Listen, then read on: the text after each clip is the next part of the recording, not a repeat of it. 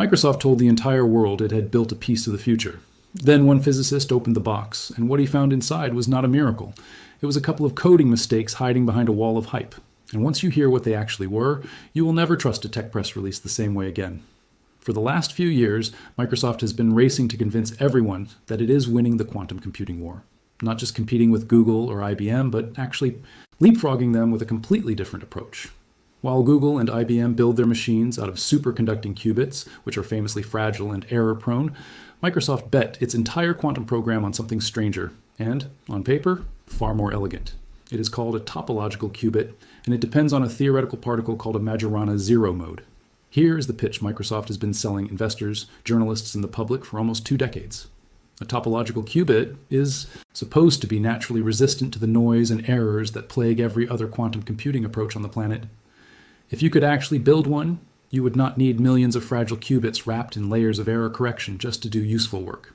You would need far fewer, and they would be sturdier by design. That is the dream, and it is the reason Microsoft has poured immense resources into a research effort called Station Q for roughly 20 years. In February 2025, Microsoft said the dream had finally become real. The company published a landmark paper in the journal Nature, tied to a chip it named Majorana 1, and it called this chip the world's first quantum processor powered by topological qubits.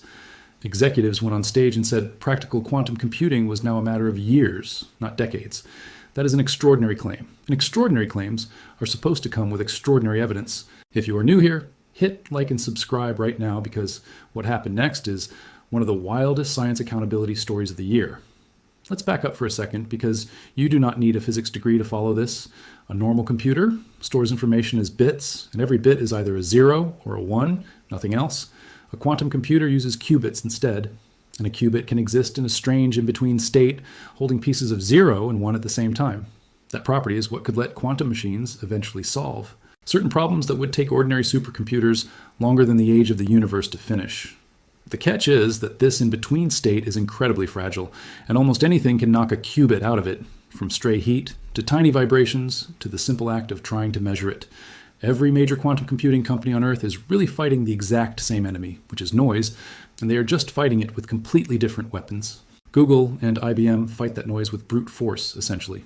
They build machines packed with hundreds or even thousands of ordinary superconducting qubits, then layer heavy error correction on top, using extra qubits just to catch and fix the mistakes the other qubits keep making. It works, but it is expensive, bulky, and scales slowly.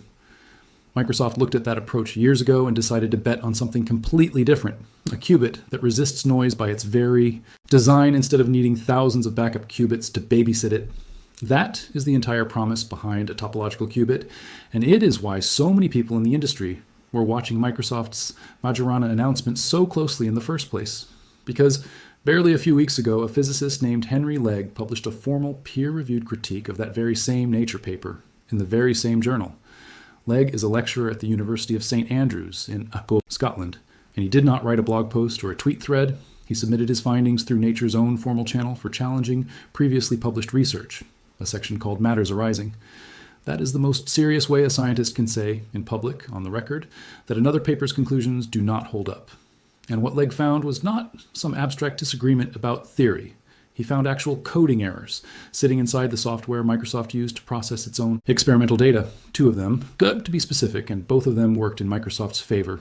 Not by a little, by enough to make a chaotic, disordered set of measurements look like clean proof of an exotic particle that nobody has ever definitively observed.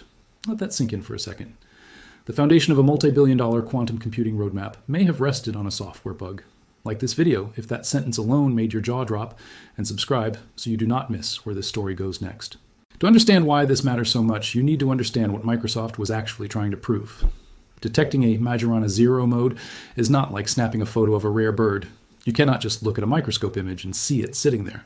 Instead, scientists have to run an enormous number of electrical conductance measurements across a tiny semiconductor device, sweeping through magnetic fields and voltages, and then hunt for a very specific signature buried somewhere in that mountain of numbers. That signature is called a topological gap, and finding it convincingly requires slicing through massive, noisy datasets without fooling yourself into seeing a pattern that is not really there. To make that process supposedly rigorous and unbiased, Microsoft built an automated screening tool. They called it the Topological Gap Protocol, or TGP for short. The whole point of the TGP was to remove human judgment from the equation so that no researcher could cherry-pick favorable-looking data by eye. It was marketed as a strict mathematical gatekeeper. Either your device passes the test or it does not. Except Henry Legg says that gatekeeper was broken from the inside. According to his critique, the plotting code inside the TGP was hard-coded to display only the single largest region that looked topological. Not all the regions, not a representative sample, just the biggest, most flattering slice of the data, every single time. Think about what that actually means in practice. If a device produced 10 different regions in its measurement space, and only one of them happened to look promising, while the other 9 looked messy or contradictory, the software would simply hide the 9 and show the world only the 1. That is not rigorous science. That is a highlight reel.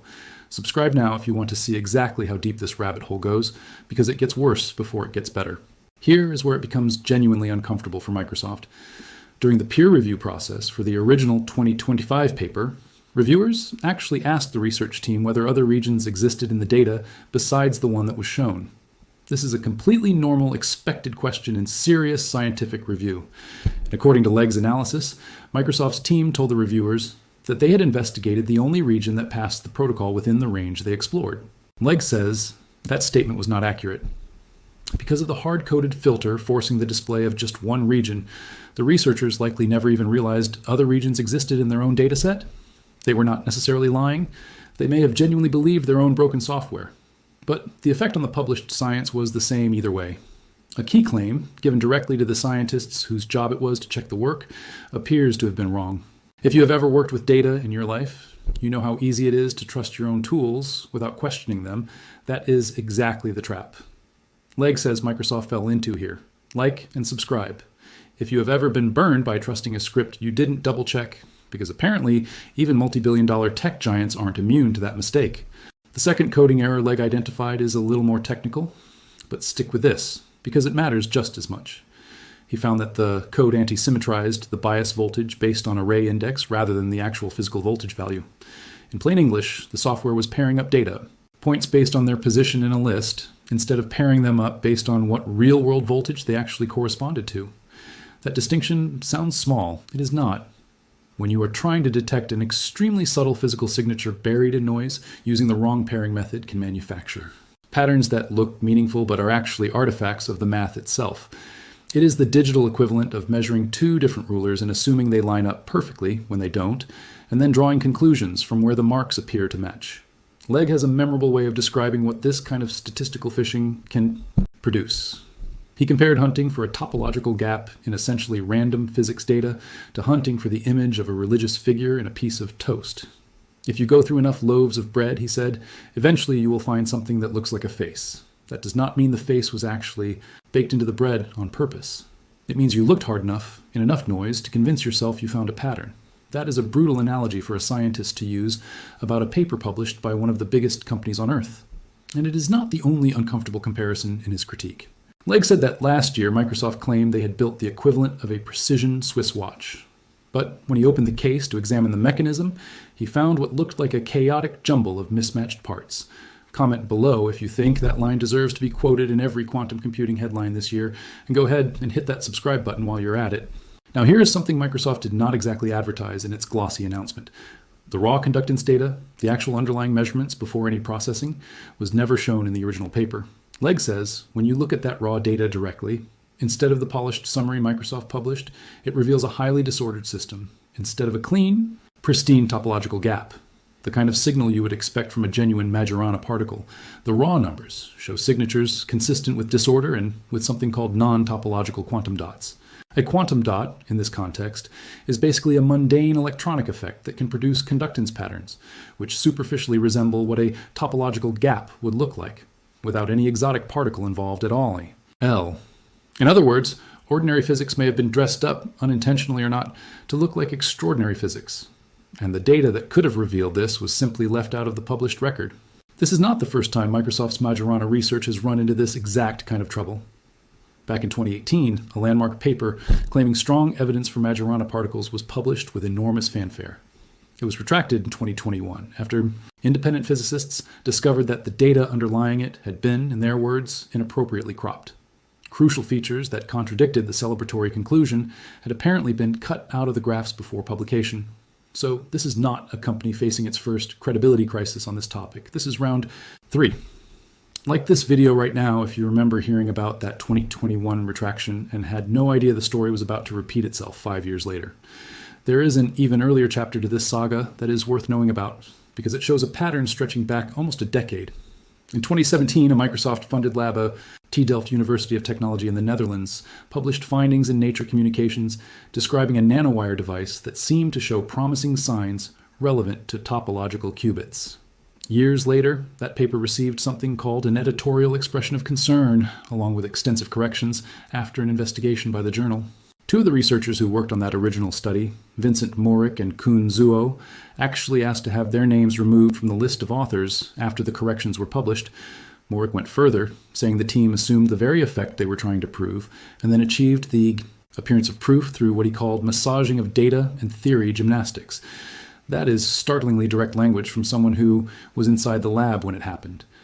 The senior author of that paper, Leo Kuenhoven, a pioneer in topological qubit research, has firmly rejected any suggestion of intentional data manipulation. He has said those allegations were unsubstantiated and were rejected during the post-publication review process. He does acknowledge, however, that errors in data processing existed and says they were addressed through corrections. So even among the scientists who lived through this story, there is real disagreement about how serious the underlying problem actually was. Subscribe if you're the kind of person who reads scientific disputes like a courtroom drama, because this next part is where Microsoft finally speaks up for itself. Evaluation from DARPA, the United States Defense Advanced Research Projects Agency, as independent support for its results and its long-term roadmap. That is a fair engineering argument on its own terms, but it does not fully answer the core question Legg is raising, which is whether the underlying physics claim, the actual existence of a topological qubit, has genuinely been demonstrated at all. Both sides agree on how high the stakes are here. They simply disagree on whether the measurements actually justify the level of public confidence Microsoft has projected. And Microsoft's confidence has been very public indeed. Just weeks before Legg's critique came out, the company unveiled a successor chip called Majorana 2. Microsoft claimed this new chip was 1,000 times more reliable than its predecessor, and said it represented a major step toward practical quantum computing by the year 2029. That is, a timeline the company actually shortened from its original estimate, not lengthened, even while this scientific dispute was actively unfolding in the background. Like and subscribe if you think announcing a shortened timeline right in the middle of a credibility scandal takes a special kind of confidence. Majorana 2 comes with its own set of eyebrow-raising details.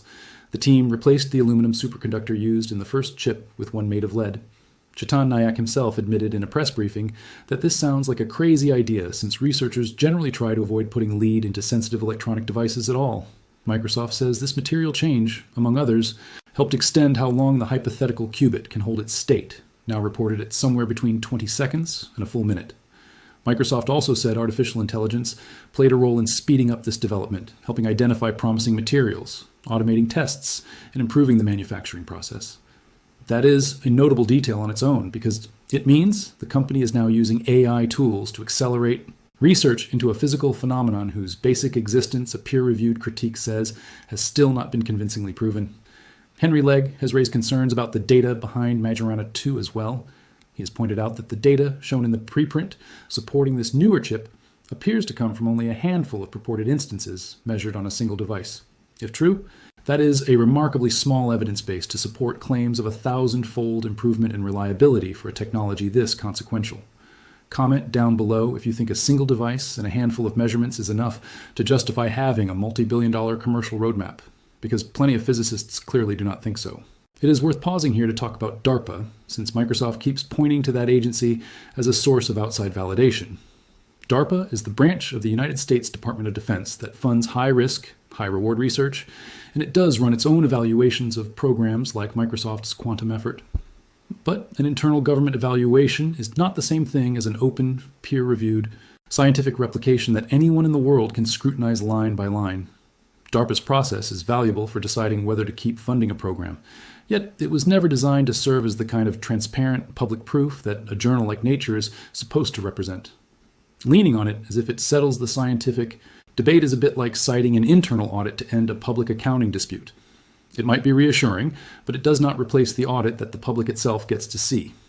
There is also a pattern worth noticing in how Microsoft has responded across all 3 of these controversies, in 2018, in 2021, and now again in 2026. Each time the company has acknowledged that some technical error existed, while simultaneously insisting the core scientific conclusion still stands. That is a very specific kind of response, and it puts outside scientists in an awkward position every single time. They are told, in effect, that the mistake was real but the headline was still true, and they are asked to just trust the T distinction. And Legg's entire critique is essentially a formal public refusal to take that distinction on faith without seeing the raw numbers for himself. Legg is far from the only skeptic in this story. Winfried Hensinger, a physicist at the University of Sussex, is among a growing chorus of researchers in the United Kingdom who have flagged discrepancies between Microsoft's bold public announcements and what the company's own published research actually demonstrates.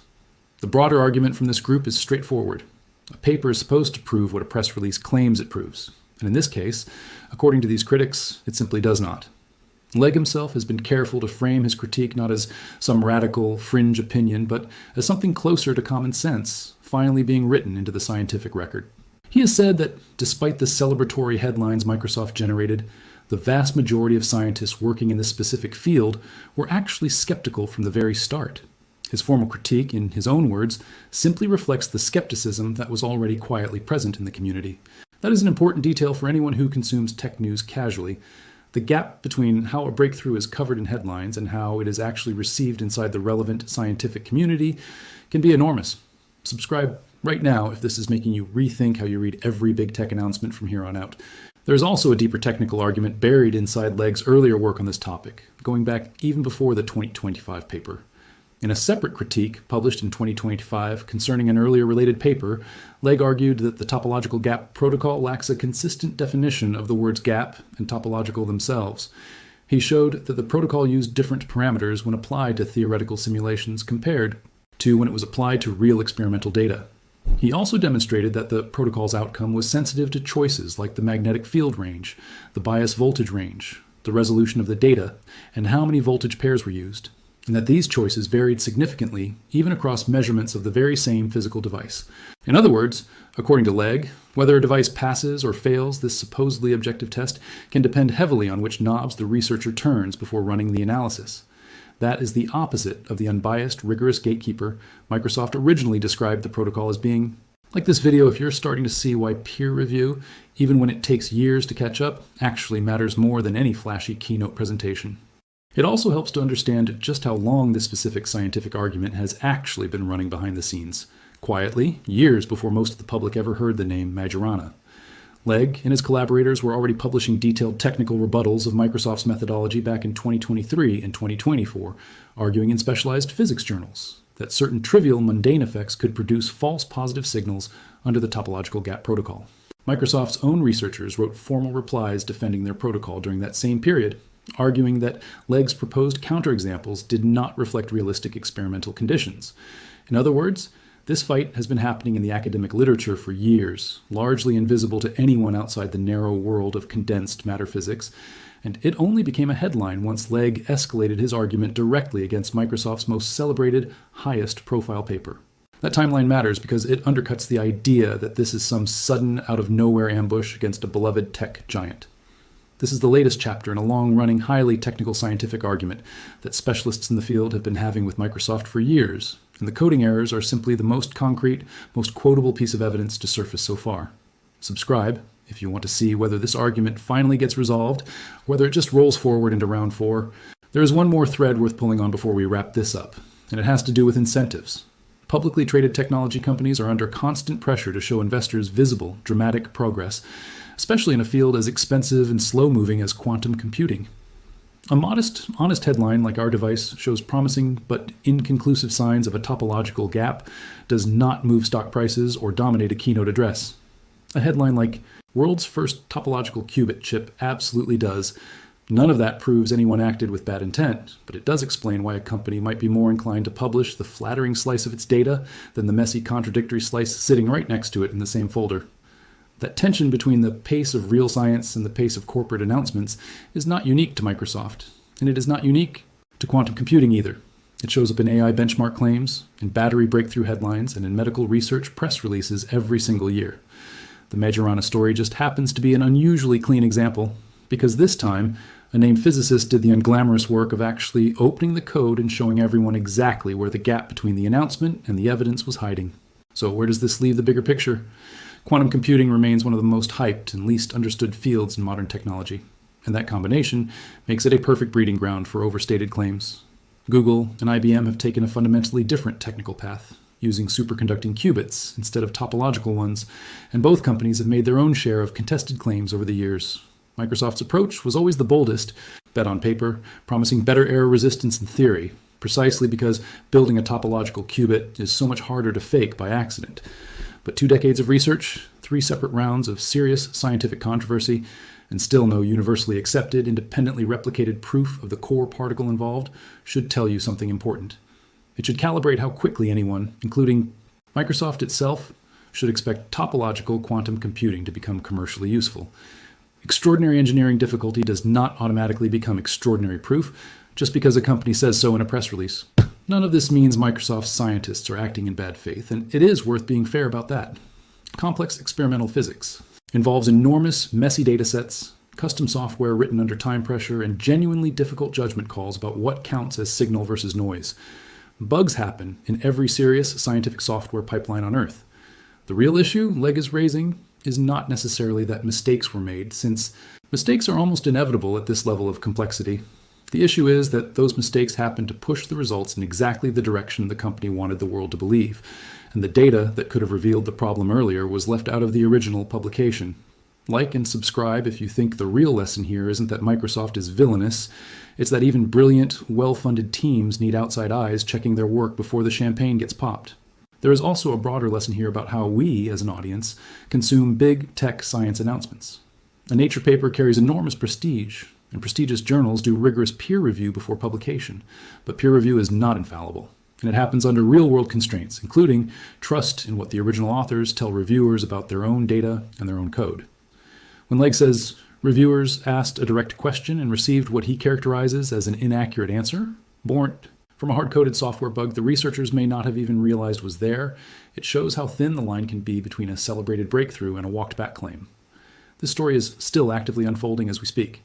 Nature may require Microsoft to issue a formal correction alongside Legg's published critique, something the journal has not yet confirmed publicly. It also remains to be seen whether DARPA's evaluation, which Microsoft has leaned on heavily for credibility, gets independently scrutinized with the same intensity that Legg just applied to the original Nature paper. And it remains to be seen whether other independent labs, using their own equipment and their own code, can actually replicate Microsoft's claimed results using Microsoft's own published protocols. Until that independent replication happens, everything about Microsoft's 2029 roadmap should probably be treated as aspirational rather than settled. That is not the same thing as saying it is false. It simply means the burden of proof in science always sits with the people making the extraordinary claim, not with the people asking hard questions about it. Subscribe now, because if Nature does force a formal correction, or if Microsoft pushes back with new data, we will be covering exactly what happens next, and you do not want to miss it.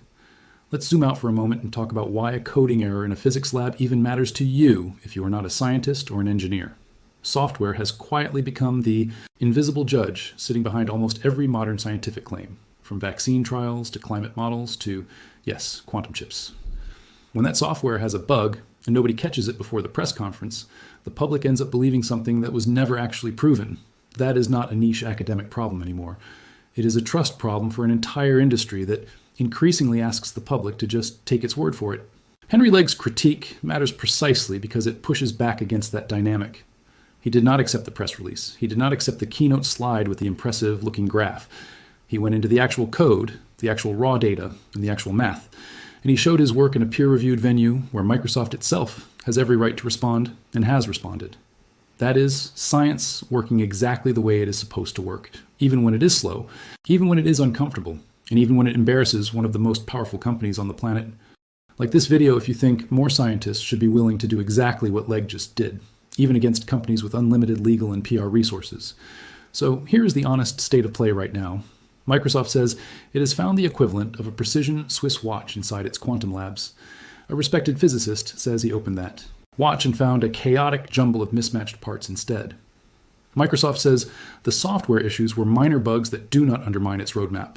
Legg says those same bugs, plus omitted data, plus an inconsistent definition of the core physical concept being tested, mean the basic physics needed for even a single topological qubit has still not actually been demonstrated. Both of those things cannot be fully true at the same time, and only more independent testing, more transparency about raw data, and more time will tell us which version of this story history ultimately remembers. What we do know for certain right now, today, is that 2 coding errors sat quietly inside data that helped convince the world quantum computing's biggest gamble was finally paying off, and it took one outside physicist willing to actually read the code to notice. If this story changed how you think about big tech breakthroughs, or if you just want to know the moment nature forces Microsoft's hand, make sure you are subscribed with notifications on, because this is exactly the kind of story that gets a dramatic follow-up. Drop a comment telling me whether you believe Microsoft's topological qubit is real physics or a very expensive optical illusion, like this video, so more people see exactly how this unfolded. And I will see you in the next one.